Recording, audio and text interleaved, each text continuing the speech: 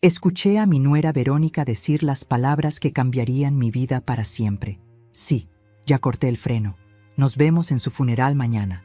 Estaba parada en el pasillo de mi propia casa, paralizada, con la mano todavía en la puerta que acababa de abrir silenciosamente. Había regresado temprano de mi cita médica, porque el doctor canceló a última hora. Verónica no me escuchó entrar. Estaba en la sala, de espaldas a mí, hablando por teléfono con esa voz fría y calculadora que nunca usaba frente a mi hijo Andrés. Relájate, amor. Va a aparecer un accidente perfecto. Una mujer de 60 años con frenos viejos. Nadie sospechará nada. Sentí que mis piernas se convertían en gelatina. El corazón me latía tan fuerte que pensé que lo escucharía. Pero no grité, no corrí, no hice ninguno de los movimientos desesperados que mi cuerpo me pedía hacer. En cambio, retrocedí en silencio. Salí por la misma puerta por la que había entrado y caminé hacia mi auto con pasos medidos, mecánicos, como si estuviera en trance. Mi mente funcionaba a velocidad sobrenatural. Verónica acababa de confesar que saboteó mi auto, que planeaba matarme y que esperaba que pareciera un accidente. Las piezas comenzaron a encajar con claridad aterradora. El comentario casual de esta mañana: «Suegra, ¿vas a usar tu auto hoy o el de Andrés?». La insistencia de ayer para que revisara esos frenos que suenan raro. La sugerencia de la semana pasada de que debería hacer un último viaje largo antes de que llegara el invierno. Todo había sido preparación. Todo había sido parte del plan. Subí a mi auto, el auto que supuestamente debía matarme mañana, y lo estacioné 2 cuadras más allá. Saqué mi teléfono celular y llamé a mi mecánico de confianza, Mario, quien me conocía desde hacía 20 años. «Mario, necesito que vengas ahora mismo. Emergencia. No preguntes, solo ven». Llegó en 15 minutos con su camioneta de servicio. Cuando le expliqué brevemente la situación, su rostro palideció. «Lidia, si esto es verdad, necesitas llamar a la policía inmediatamente». Negué con la cabeza. «Primero necesito evidencia que no puedan negar. Revisa los frenos, dime exactamente qué encuentras y grábalo todo en video. Pero antes de continuar, quiero hacerte una invitación muy especial. Suscríbete al canal y deja tu like. Eso me ayuda a saber que me apoyas y disfrutas mis historias. Y comenta aquí abajo desde qué ciudad estás viendo. Ahora, continuemos». Mario se metió debajo del auto con su cámara de inspección. 3 minutos después, salió con expresión sombría. «Lidia, alguien cortó la línea de frenos deliberadamente. Está hecho de manera que funcione normalmente por un rato, pero en cuanto pises el freno con fuerza, como en una bajada o emergencia, fallaría completamente. Esto es intento de homicidio». Me mostró el video. La línea de freno claramente cortada a la mitad con algo filoso, hecho para parecer un desgaste natural para un ojo no entrenado, pero obviamente intencional para un mecánico profesional. «Guarda ese video», le dije con voz que no reconocí como mía, fría, calculadora, como la voz de Verónica minutos atrás. «Ahora necesito una grúa. Necesito que lleves este auto a una dirección específica». Mario me miró confundido. «¿No deberíamos llevarlo a la policía?». Sonreí sin humor. «Vamos a llevarlo a la policía, pero primero vamos a hacer una entrega especial». Le di la dirección. La casa de Elena Ortiz, la madre de Verónica. Una mujer elegante, orgullosa, que siempre había presumido de su hija exitosa y brillante. Una mujer que me miraba con desdén cada vez que nos encontrábamos en eventos familiares, como si yo fuera inferior por haber trabajado toda mi vida como enfermera, mientras su hija era ejecutiva de marketing. Una mujer que necesitaba ver exactamente qué clase de monstruo había criado. La grúa llegó en media hora. Mientras enganchaban mi auto, llamé a un mensajero urgente y le dicté una nota a mano. «Estimada Elena, este es un regalo de su hija Verónica. Los frenos han sido cortados deliberadamente para asesinarme. Pensé que debería saber qué clase de persona es su niña perfecta antes de que la policía se la lleve. Atentamente, Lidia Morales». PD. El video de la evidencia ya está con las autoridades. Le di instrucciones específicas al conductor de la grúa.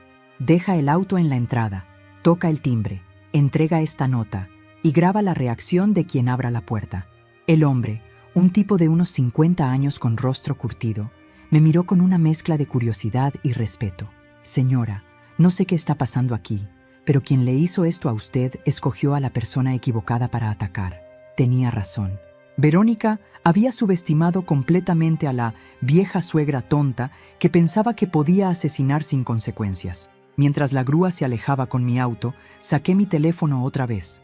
Esta vez llamé a la estación de policía. «Necesito reportar un intento de asesinato», dije con voz firme. «Tengo evidencia grabada, testimonio de un mecánico certificado y la confesión de la perpetradora en audio». Porque durante esa conversación telefónica que Verónica tuvo, pensando que estaba sola, yo había tenido la presencia de mente de grabar todo desde mi teléfono antes de salir de la casa. 2 horas. Le di a Verónica 2 horas de libertad antes de que su mundo explotara. 2 horas para que disfrutara su última tarde como mujer libre. 2 horas para que su madre recibiera el auto saboteado y entendiera la verdad. Y luego, la justicia caería sobre ella como un martillo. Para entender cómo llegué a este punto, parada en una esquina, esperando que la policía arrestara a la mujer que intentó matarme, necesito regresar 5 años atrás, al día en que Andrés, mi único hijo, llegó a casa con esa sonrisa nerviosa que siempre tuvo cuando estaba a punto de darme noticias importantes. «Mamá, conocí a alguien especial. Se llama Verónica, y creo que es la indicada». Andrés tenía 32 años entonces. Había tenido novias antes, relaciones que yo había visto florecer y marchitarse con la naturalidad de las estaciones, pero esta vez era diferente. Lo veía en sus ojos, esa mezcla de emoción y vulnerabilidad que tienen los hombres cuando se enamoran de verdad por primera vez. Mi hijo era arquitecto, exitoso, con su propio estudio, apuesto, inteligente, bondadoso. Había sido criado solo por mí después de que su padre muriera en un accidente de construcción cuando Andrés tenía apenas 8 años. Durante 24 años, fuimos solo nosotros dos contra el mundo. Yo trabajaba dobles turnos en el hospital como enfermera para mantenerlo en buenas escuelas. Él estudiaba con dedicación para hacerme sentir orgullosa. Teníamos una relación hermosa, construida sobre respeto mutuo y amor genuino. Cenábamos juntos al menos 3 veces por semana, incluso después de que se mudó a su propio departamento. Hablábamos de todo, o eso creía. Verónica apareció en su vida de forma repentina. Según Andrés, se conocieron en una conferencia de diseño empresarial. Ella trabajaba en marketing para una firma grande.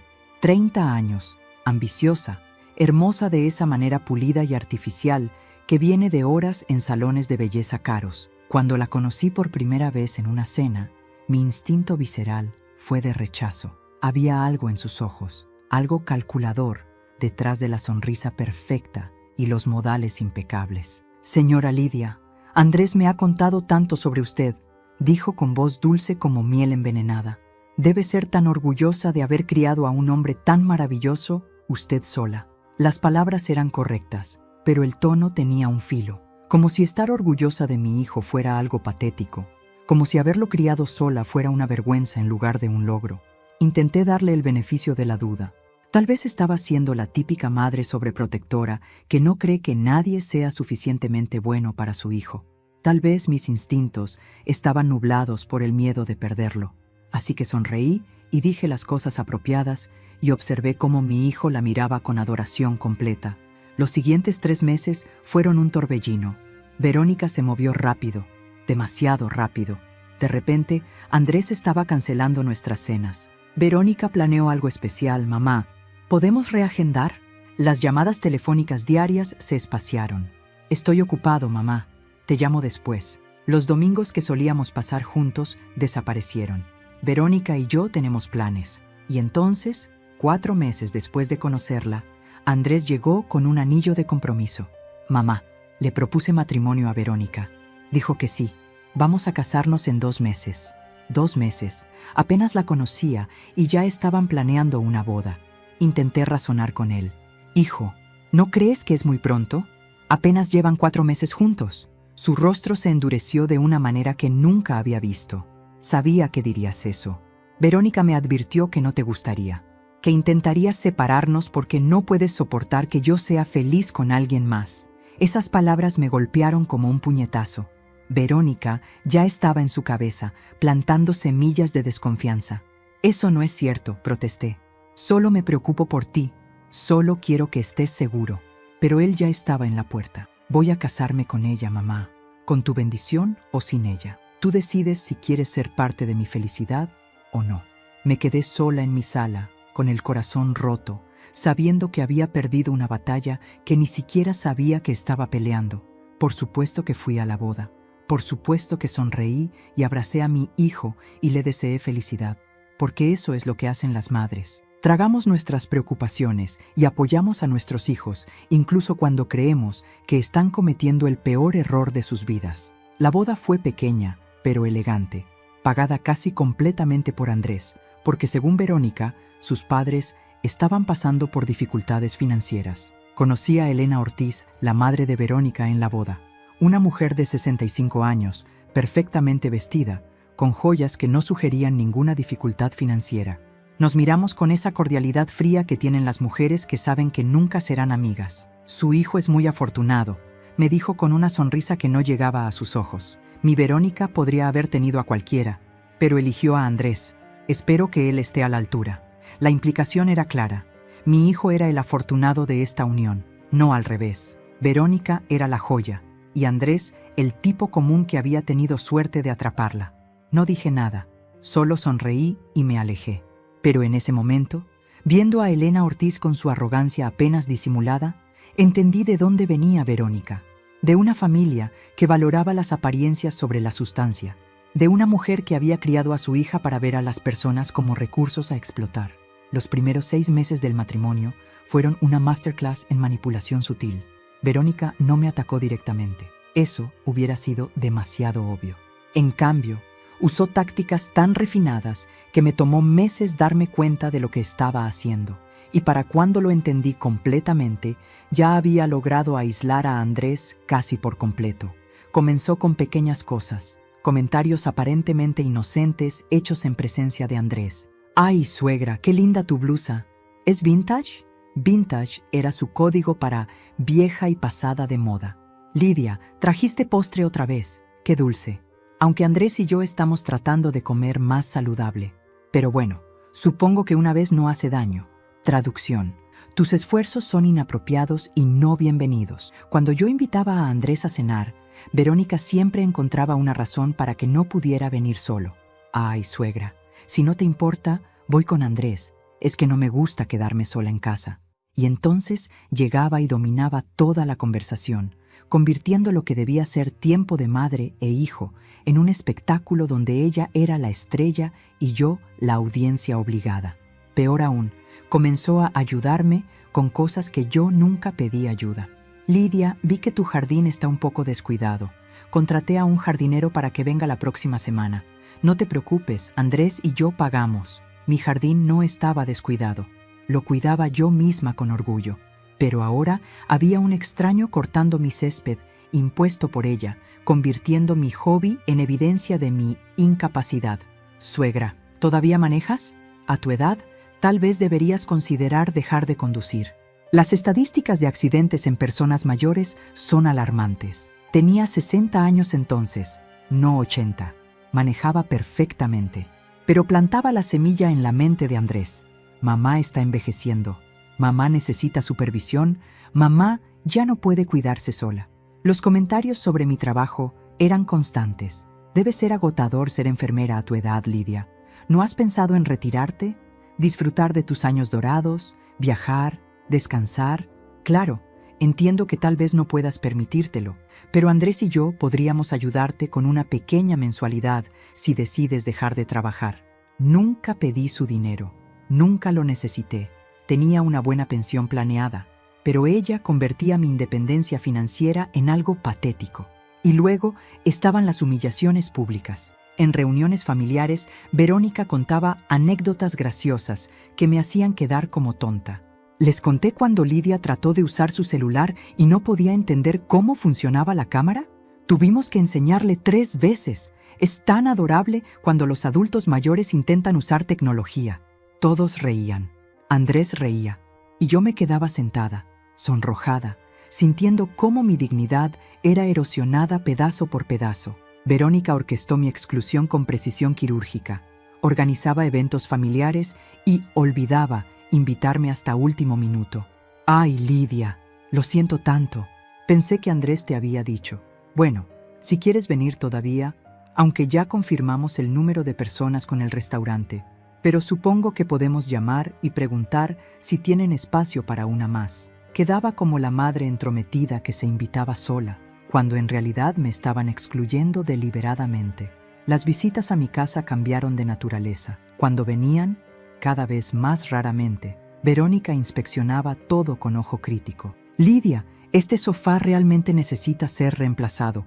Está muy gastado. ¿Todavía usas esa vajilla? ¡Qué nostálgica eres! Deberías renovar esta cocina. Es tan de los 90.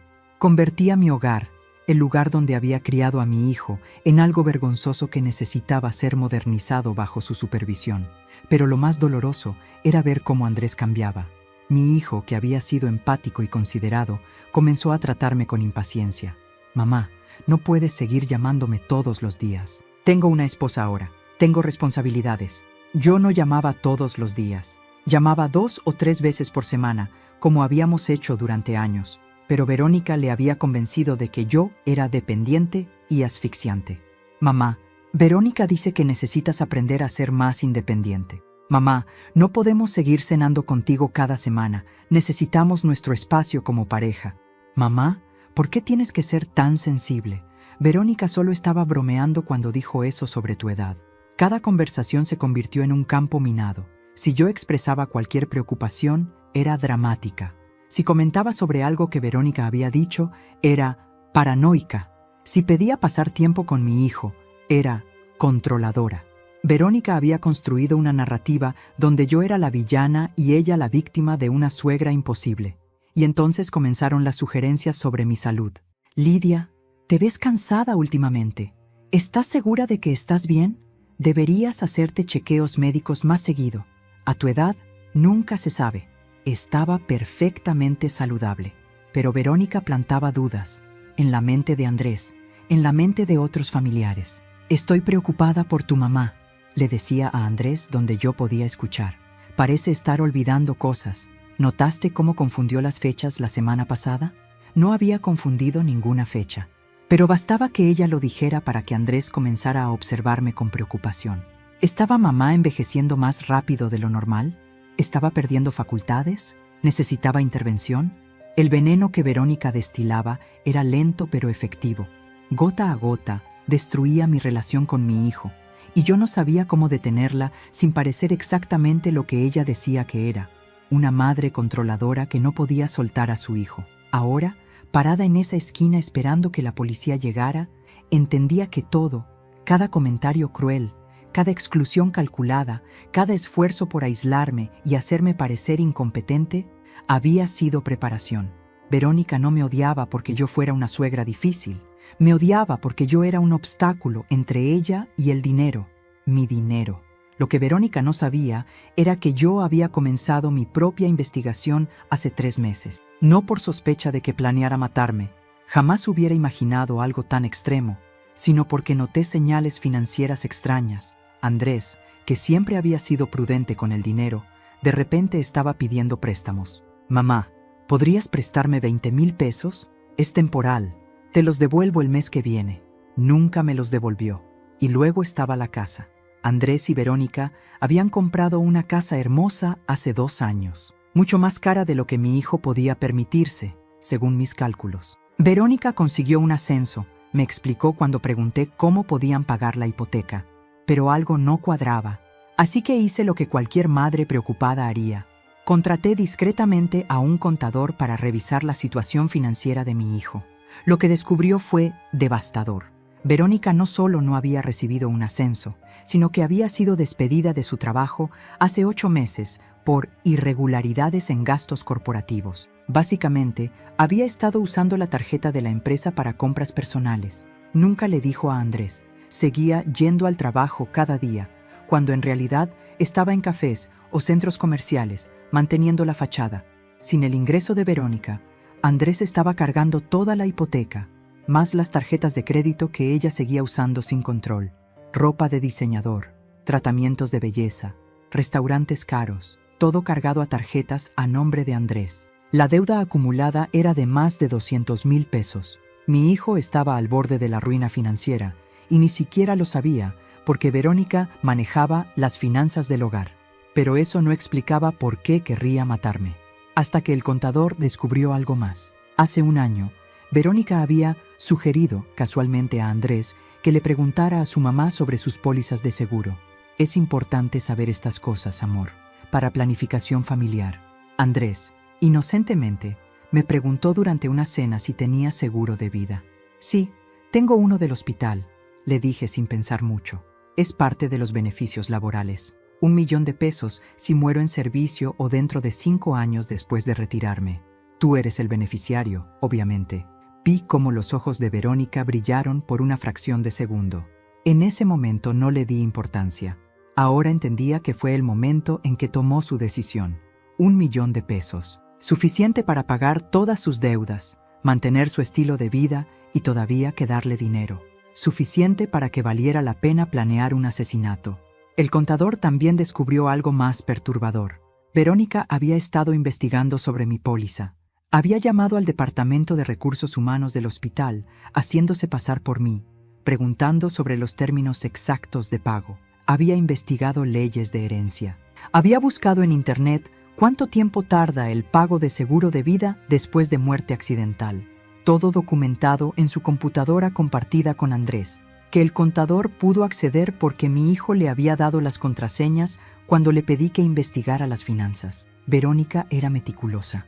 Había planeado esto durante meses, y lo más escalofriante era que no mostraba ningún remordimiento en esas búsquedas. No había rastros de duda o conflicto moral. Solo búsquedas frías y calculadas. ¿Cómo hacer que un accidente de auto parezca falla mecánica? ¿Cuánto tiempo investiga la policía accidentes automovilísticos? ¿Puede un seguro de vida negar pago por accidente? Confronté a Andrés con las deudas hace 2 meses. Hijo, necesito hablarte sobre tu situación financiera. Se puso inmediatamente defensivo. ¿Qué? ¿Ahora estás investigándome? Mamá, esto es demasiado. Es mi vida privada. Verónica, por supuesto, estaba ahí, añadiendo leña al fuego. Lidia, con todo respeto, las finanzas de Andrés no son tu problema. Él es un adulto. Tiene 200,000 pesos en deudas, dije directamente. Y tú fuiste despedida hace 8 meses. El rostro de Andrés se puso blanco. ¿Qué? Verónica, ¿es eso cierto? Verónica ni siquiera parpadeó. Tu madre está inventando cosas otra vez. Está obsesionada con controlarte. Probablemente contrató a alguien para espiarnos. ¿Ves lo tóxica que es? Andrés me miró con una mezcla de confusión y enojo. Mamá, necesitas dejar de entrometerte. Esto es exactamente lo que Verónica dice. No puedes dejarnos vivir nuestras vidas. Y se fueron, dejándome con la evidencia que él se negaba a ver. Fue entonces cuando decidí cambiar mi seguro de vida. Llamé a Recursos Humanos y actualicé la póliza. El beneficiario ya no sería Andrés directamente. Sería un fideicomiso administrado por mi banco, que le entregaría el dinero a Andrés en cuotas mensuales durante 10 años, supervisado por un contador independiente. Verónica no tendría acceso inmediato a 1 millón de pesos. Tardaría una década en recibirlo todo, y solo si permanecía casada con Andrés. Hice este cambio hace 6 semanas, y aunque Verónica no tenía manera de saberlo oficialmente, sospecho que intuyó que algo había cambiado. Sus ataques hacia mí se intensificaron. Sus comentarios sobre mis frenos ruidosos y mi auto viejo comenzaron exactamente después de que hice el cambio, como si el reloj estuviera corriendo. Y tenía razón, el reloj estaba corriendo, pero no de la manera que ella pensaba. Mi teléfono vibró. Era un mensaje del conductor de la grúa. Misión cumplida. La madre abrió la puerta. Se puso blanca cuando leyó la nota. Tengo todo en video. Está gritando por teléfono ahora mismo, probablemente llamando a su hija. Sonreí sin humor. Perfecto. Quería que Elena Ortiz supiera exactamente qué clase de monstruo había criado antes de que las autoridades se la llevaran. Pero mi trabajo no había terminado. Durante las últimas 2 horas había estado ejecutando un plan con la precisión de un cirujano. Primero, envié las grabaciones de audio de la confesión de Verónica a mi propia nube, a mi abogado y a 3 amigos de confianza. Si algo me pasaba accidentalmente antes de que la policía actuara, había múltiples copias de la evidencia que saldrían a la luz. Segundo, Mario, mi mecánico, No solo había grabado el video de los frenos saboteados, sino que había tomado muestras fotográficas desde múltiples ángulos, documentando el corte deliberado con marcas de medición y timestamps. Esto es evidencia forense de calidad judicial, me dijo mientras me enviaba todo por correo electrónico. Ningún abogado defensor podrá argumentar que fue desgaste natural.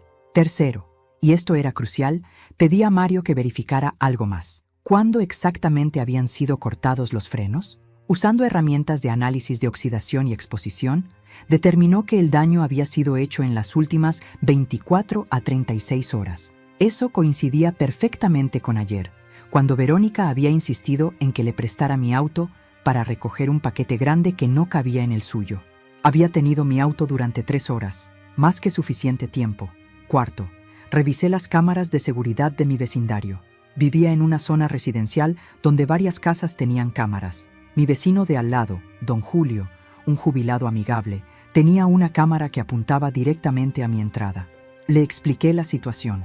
Cuando revisamos la grabación de ayer, ahí estaba, Verónica llegando con mi auto, estacionándolo. Y luego, esto fue lo más incriminatorio, metiéndose debajo del auto con una bolsa de herramientas durante 20 minutos. Todo grabado en video de alta definición con fecha y hora. «Dios mío, Lidia», dijo don Julio con horror. «Esta mujer realmente intentó matarte. Me copió el video en una memoria USB. Más evidencia irrefutable». Quinto, hice algo que me sorprendió a mí misma. Llamé a Elena Ortiz directamente. Contestó al tercer timbre, su voz temblando. «Lidia, acabo de recibir tu auto. Esto no puede ser real. Verónica no haría algo así. Debe ser un error». Su negación era predecible. «Elena», dije con voz calmada y fría, «tengo la confesión grabada de tu hija planeando mi asesinato. Tengo video de ella saboteando mi auto. Tengo evidencia forense del daño deliberado. Y en menos de 1 hora, la policía va a arrestarla. Te llamé como cortesía profesional, madre a madre, para que sepas que tu hija es una asesina. Puedes usar esta hora para preparar a un abogado o puedes seguir negando. Tu elección». Hubo un silencio largo. Luego, la voz de Elena, quebrada. «¿Por qué? ¿Por qué haría algo así?» «Dinero», respondí simplemente. «Mi seguro de vida, 1 millón de pesos. Está en deudas masivas, fue despedida de su trabajo y vio mi muerte como la solución a sus problemas financieros». Escuché un sollozo del otro lado. La arrogante Elena Ortiz lloraba. Antes de continuar, dime aquí en los comentarios qué te está pareciendo esta historia hasta ahora y qué harías tú en el lugar de ellos. No salgas del video, porque lo que viene a continuación te va a poner la piel de gallina. Sexto, y finalmente, coordiné con la policía. El detective Ramírez, un hombre serio de unos 50 años, había estado revisando toda mi evidencia durante la última hora. «Señora Morales, esto es uno de los casos más documentados de intento de homicidio que he visto. Su nuera no tiene escapatoria. Vamos a arrestarla dentro de 30 minutos. ¿Dónde está ella ahora?» «En mi casa», respondí, esperando que yo regrese de mi cita médica para usar mi auto saboteado y morir en un accidente. El detective silbó bajo. ¿Está dispuesta a confrontarla con nosotros presentes? Sería útil ver su reacción cuando descubra que usted sabe todo. Pensé en ello.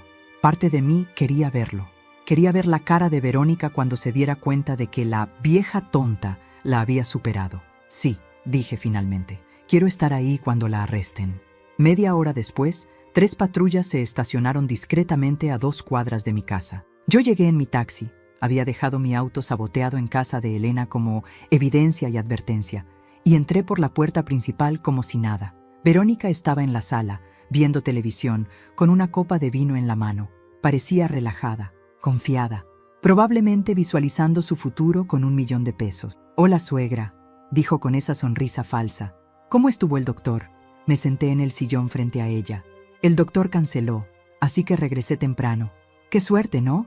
Vi un destello de algo en sus ojos. ¿Preocupación? ¿Sospecha? «Qué pena», dijo cuidadosamente. «Bueno, al menos tienes la tarde libre». «Verónica», dije con voz tranquila, «necesito preguntarte algo. ¿Cuándo exactamente cortaste los frenos de mi auto?» El silencio que siguió fue absoluto. Su rostro perdió todo el color. La copa de vino cayó de su mano, derramándose sobre la alfombra. Yo no sé de qué hablas. Toqué el timbre, la señal. Los 3 detectives entraron por la puerta que había dejado sin seguro. Verónica Ortiz, dijo el detective Ramírez, está bajo arresto por intento de homicidio premeditado. Y entonces vi algo que nunca olvidaré. El momento exacto en que Verónica se dio cuenta de que había perdido. La transformación en el rostro de Verónica fue instantánea y aterradora. De la mujer sofisticada y controlada que había conocido durante 5 años, emergió algo primitivo y desesperado. «¡Esto es ridículo!», gritó, levantándose de un salto. «No tienen pruebas de nada. Esta vieja loca está inventando cosas porque me odia». El detective Ramírez no se inmutó. «Señora Ortiz, tenemos una grabación de audio donde usted confiesa haber cortado los frenos, video de vigilancia mostrándola trabajando debajo del vehículo, evidencia forense del sabotaje deliberado y testimonio de un mecánico certificado. Tiene derecho a permanecer en silencio. Todo lo que diga puede ser usado en su contra». Verónica me miró con odio puro. Ya no había pretensiones. La máscara había caído completamente. «Perra», sisió, «arruinaste todo, todo. Ese dinero debía ser mío. Lo merecía después de soportar 5 años fingiéndote cariño». Sus propias palabras la condenaban aún más. El detective Ramírez levantó una ceja. «Continúe, por favor. Esto hace que mi trabajo sea mucho más fácil». En ese momento, escuchamos un auto detenerse afuera. Era Andrés. Había llamado a mi hijo 10 minutos antes, pidiéndole que viniera urgentemente. Necesitaba que estuviera presente para esto, no para protegerlo del dolor, sino porque merecía ver la verdad con sus propios ojos. Andrés entró corriendo, con el rostro lleno de preocupación. «Mamá, ¿qué pasa?» Tu mensaje sonaba «¿Policía?». Se detuvo en seco al ver a su esposa esposada, flanqueada por 2 oficiales. «Verónica, ¿qué está pasando aquí?». Su voz era un susurro confundido. Verónica inmediatamente cambió de táctica. Las lágrimas brotaron instantáneamente. Su voz se volvió pequeña y frágil. «Andrés, tu madre me está acusando de cosas horribles. Dice que intenté matarla. Es una mentira. Ella me odia y está haciendo esto para separarnos». Vi a mi hijo vacilar. 5 años de condicionamiento luchaban contra la evidencia frente a él. «Andrés», dije con voz firme, «tu esposa cortó los frenos de mi auto. Planeaba que yo muriera en un accidente para cobrar mi seguro de vida y pagar las deudas masivas que tienen, las deudas que ella creó y te ocultó». Andrés negó con la cabeza. «No, eso es imposible. Mamá, sé que nunca te gustó Verónica, pero esto es demasiado». El detective Ramírez intervino. «Señor Morales, ¿podría acompañarnos a la estación? Tenemos evidencia que necesita ver». Sacó su teléfono y presionó play. La voz de Verónica llenó la sala. «Sí, ya corté el freno. Nos vemos en su funeral mañana». Vi cómo el color abandonaba el rostro de mi hijo. Esa no puede ser Verónica. Tiene que ser editado o... El detective mostró el video de la cámara de seguridad. Verónica metiéndose debajo de mi auto con herramientas. 20 minutos de video ininterrumpido, con fecha y hora claras. «No», susurró Andrés, retrocediendo como si el video fuera físicamente doloroso. «No». Verónica intentó acercarse a él, pero los oficiales la detuvieron. «Andrés, escúchame. Sí, lo hice, pero lo hice por nosotros. Estamos enterrados en deudas. Iba a perder la casa. Tu madre tiene $1 millón en seguro que ni siquiera necesita. Era la única salida». El silencio que siguió fue devastador. Verónica acababa de confesar. No negó el intento de asesinato, solo justificó su razonamiento.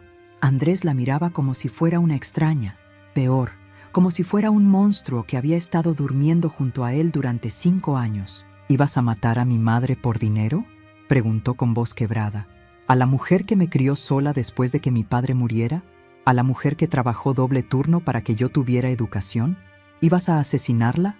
Era por nuestro futuro», gritó Verónica, toda pretensión de inocencia abandonada ahora. «Por nuestra vida juntos. ¿Qué querías que hiciera? ¿Dejar que perdiéramos todo?». Andrés se desplomó en el sofá, con la cabeza entre las manos. «Dios mío, me casé con una asesina.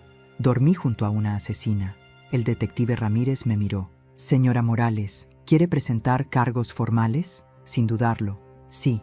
todos los cargos posibles, intento de homicidio premeditado, cualquier otra cosa que aplique. Verónica fue sacada de la casa gritando: «Andrés, Andrés, no dejes que me lleven, soy tu esposa, tienes que ayudarme». Pero mi hijo no se movió, no levantó la vista, estaba roto. Cuando la puerta se cerró, nos quedamos solos, padre e hijo, madre e hijo, con años de mentiras desmoronándose entre nosotros. «Mamá», dijo finalmente con voz ahogada, «¿cómo pude estar tan ciego?». Me senté junto a él, porque así funcionan los manipuladores. Te hacen dudar de tu propia percepción, te aíslan de quienes te dirían la verdad. «Las deudas», susurró. 200,000 pesos. ¿Es verdad? Asentí. «Y hay más, hijo, mucho más que necesitas saber sobre quién es realmente tu esposa». Durante las siguientes 3 horas le mostré a Andrés todo, cada documento que el contador había recopilado, cada búsqueda en Internet que Verónica había hecho sobre seguros de vida y accidentes automovilísticos, los registros de sus tarjetas de crédito mostrando miles de pesos gastados en ropa, tratamientos de belleza, restaurantes caros, todo mientras le decía a Andrés que estaban ahorrando para el futuro. Las cartas de despido de su empresa 8 meses atrás, que ella había ocultado perfectamente. Y luego vino lo peor. El contador había encontrado algo más que yo no le había mencionado a Andrés todavía. Mensajes de texto entre Verónica y un hombre llamado Ricardo. Cientos de mensajes, románticos, explícitos. Verónica había estado teniendo una aventura durante 2 años. «Cuando tenga el dinero del seguro, dejaré a este idiota y nos iremos a la playa como planeamos», había escrito apenas 3 semanas atrás. Vi cómo cada revelación destruía un poco más a mi hijo. Lágrimas silenciosas rodaban por sus mejillas mientras leía los mensajes. Su esposa no solo había planeado matarme, tomar el dinero y abandonar a Andrés por otro hombre. Mi hijo había sido solo un medio para un fin desde el principio. 5 años, dijo finalmente con voz hueca. 5 años de mi vida con alguien que nunca me amó, que solo me veía como una cuenta bancaria con piernas. Y en el proceso, perdí 5 años contigo, mamá. 5 años donde la creí cuando decía que tú eras el problema, que tú eras controladora, tóxica, celosa. Se volvió hacia mí con ojos rojos. «¿Cómo puedes siquiera mirarme ahora? Elegí a una asesina sobre ti. Dejé que te humillara, dejé que te aislara. Fui cómplice de todo». Le tomé las manos. «Porque así funciona la manipulación, hijo». Ella era experta. Sabía exactamente qué botones presionar, qué miedos explotar. Me hacía quedar mal tan sutilmente que no podías verlo sin sentir que estaba siendo injusto con ella. «No te culpo por enamorarte. Te culpo por no escucharme cuando traté de advertirte. Pero entiendo por qué no lo hiciste. Intentaste decirme», sollozó, «antes de la boda, después de la boda, durante estos 5 años, y yo siempre la defendí a ella». Hubo una larga pausa. «¿Por qué no me mostraste esta evidencia antes? Las deudas, el despido, todo. ¿Por qué esperaste hasta que intentó matarte?» Respiré profundo. «Porque te mostré evidencia antes. ¿Recuerdas? Hace 2 meses te dije sobre las deudas y me llamaste entrometida. Me dijiste que me mantuviera fuera de tu vida privada. Verónica te convenció de que yo estaba inventando cosas, así que supe que más evidencia no serviría de nada. Necesitabas verlo con tus propios ojos. Necesitabas que ella misma se desenmascarara». Andrés se cubrió el rostro. «Dios mío, si ella hubiera tenido éxito, si hubieras muerto en ese accidente, yo habría llorado tu muerte sin saber nunca que mi esposa te asesinó. Habría cobrado el seguro pensando que era un golpe de suerte trágico, y ella habría tomado ese dinero, me habría dejado, y yo nunca habría sabido la verdad». La magnitud de lo que casi sucede lo golpeó como una ola.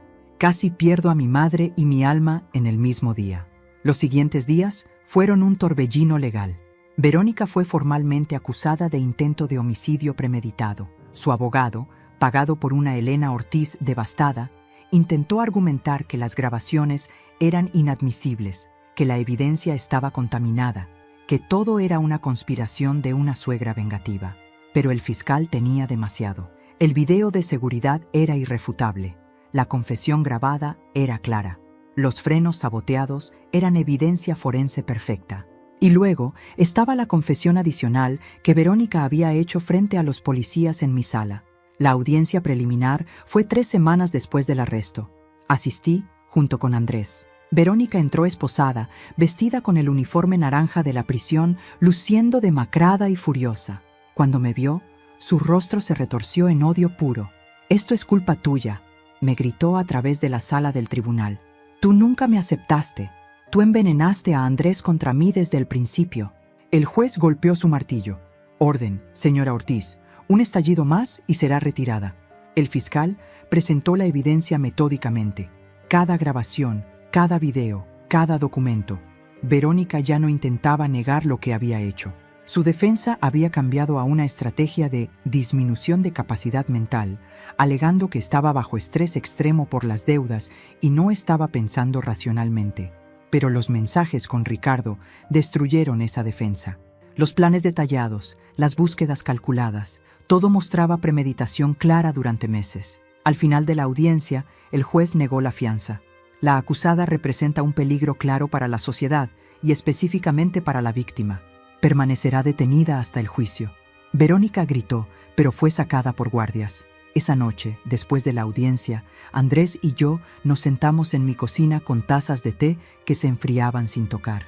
El silencio entre nosotros era denso, cargado de años de palabras no dichas, advertencias ignoradas y dolor mutuo.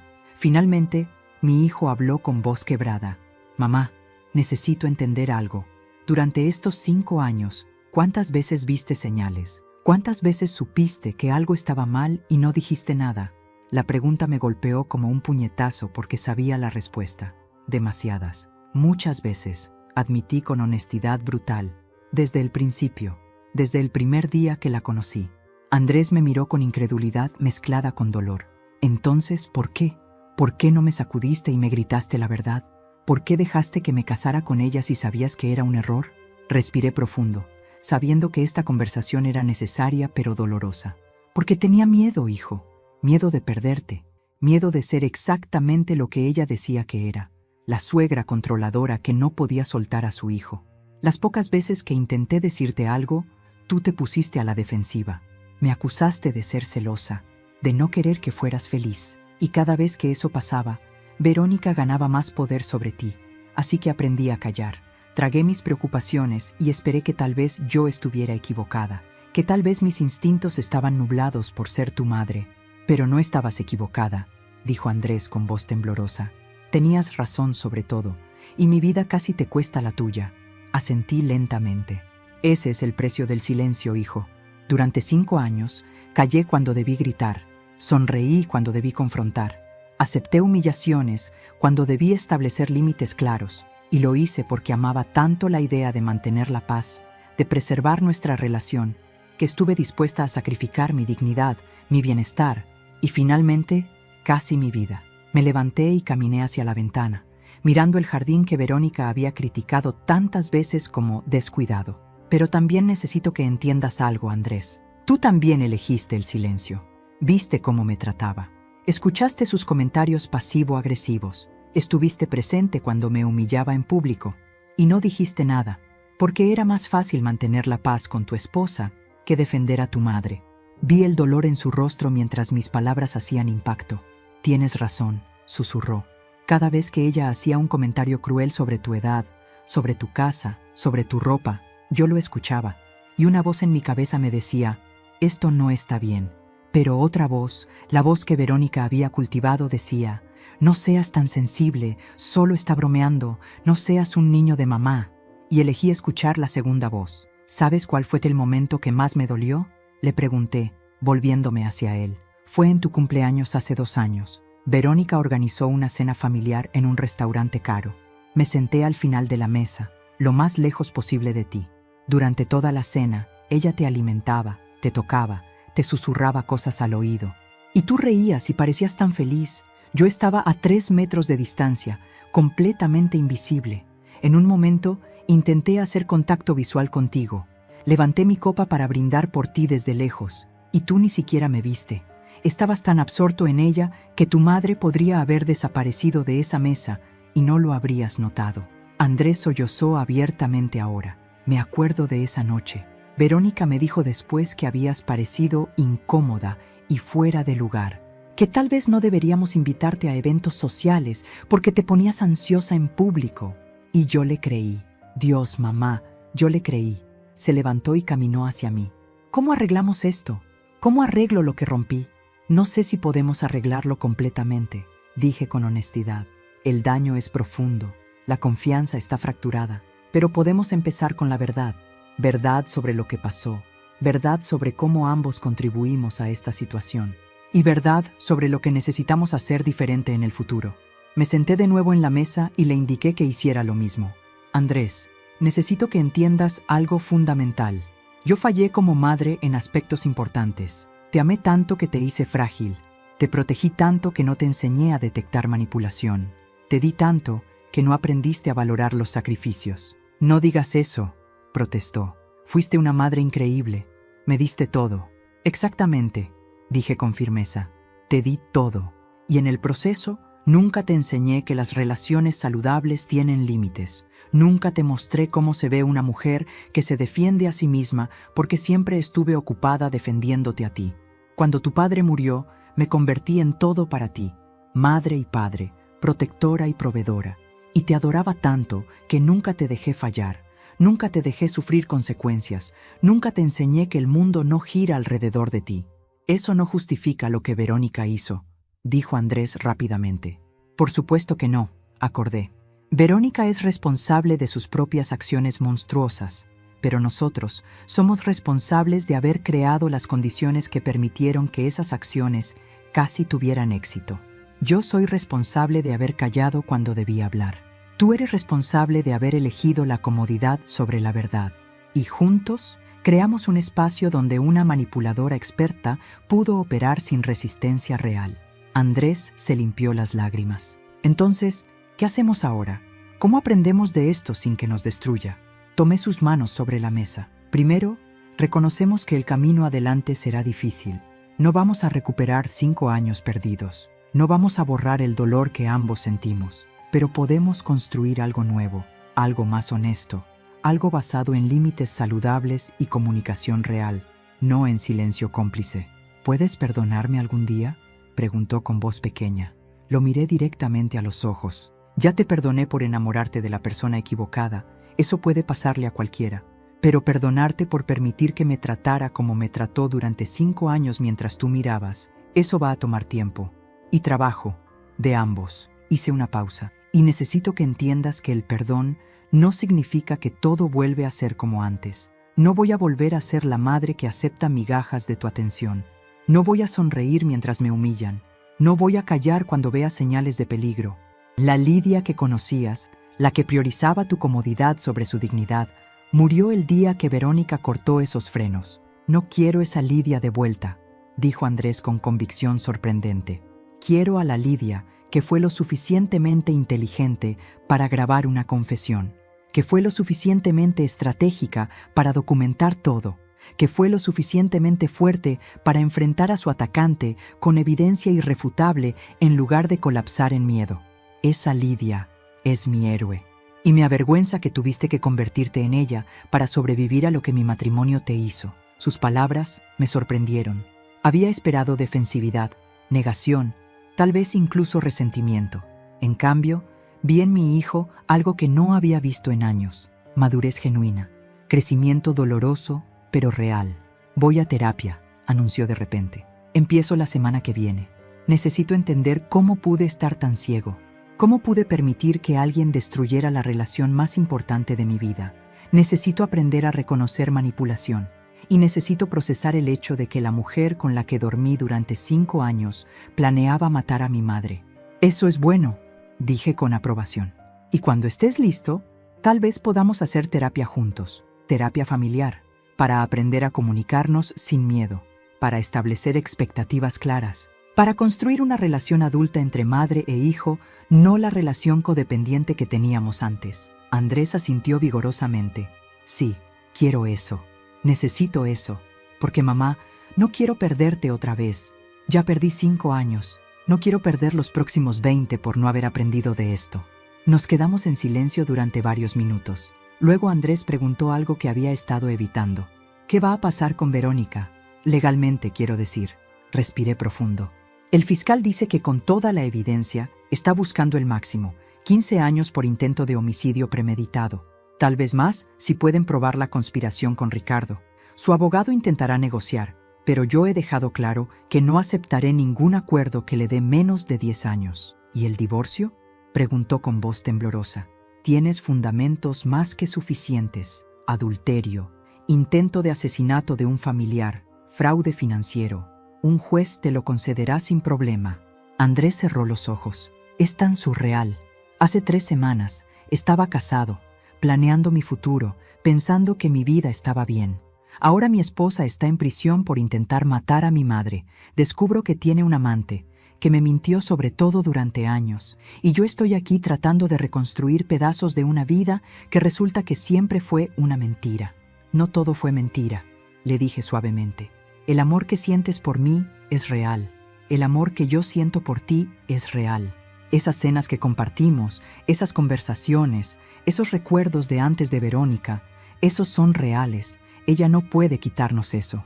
Lo que fue mentira fue solo ella, su amor por ti, su respeto, sus intenciones. Pero tú eres real, yo soy real, y podemos reconstruir desde ahí. La conversación se extendió hasta las 3 de la madrugada. Hablamos de todo, de señales específicas que ambos ignoramos, de momentos en que debimos haber actuado diferente, de miedos que nos paralizaron. Y por primera vez en 5 años sentí que estaba hablando con mi hijo real, no con la versión editada que Verónica había permitido que yo viera, sino con Andrés, mi hijo, roto, pero finalmente honesto. Cuando se fue esa noche, lo abracé. Te amo, le dije. Siempre te amaré, incluso cuando me hayas lastimado, incluso cuando haya estado furiosa contigo, incluso cuando casi me cuesta la vida. Eres mi hijo, pero el amor no es suficiente. Necesitamos respeto mutuo, comunicación honesta y límites claros. ¿Entiendes? Él asintió contra mi hombro. Entiendo. Y voy a pasar el resto de mi vida demostrándote que puedo ser el hijo que mereces. Mientras lo veía alejarse en su auto, sentí una mezcla extraña de tristeza y esperanza. Habíamos perdido mucho, pero tal vez, solo tal vez, podíamos recuperar algo más fuerte, algo más honesto, algo que valiera la pena salvar. Querido amigo, querida amiga, gracias por acompañarme hasta aquí en esta historia. Sé que fue intensa, dolorosa, pero también una historia sobre valentía, supervivencia y la importancia de romper el silencio. Si esta historia te tocó el corazón, si te hizo reflexionar sobre las relaciones tóxicas, la manipulación y la importancia de escuchar nuestros instintos, te pido que presiones el botón de suscripción. Tu apoyo me permite seguir compartiendo historias que nos enseñan sobre la vida. Déjame un me gusta si Lidia te inspiró con su coraje para enfrentar el peligro con inteligencia en lugar de con miedo. Y por favor, cuéntame en los comentarios, ¿qué te pareció esta historia? ¿Crees que Lidia hizo lo correcto? ¿Alguna vez has ignorado señales de alarma en una relación? ¿Y desde qué ciudad del mundo me estás escuchando? Cada comentario es importante para mí. Somos una comunidad que aprende y crece junta. Recuerda, esta es una historia completamente ficticia, creada exclusivamente para entretenimiento y reflexión. Los personajes y situaciones son producto de la imaginación, diseñados para hacernos pensar sobre límites, familia y supervivencia. Gracias por estar aquí. Nos vemos en la próxima historia.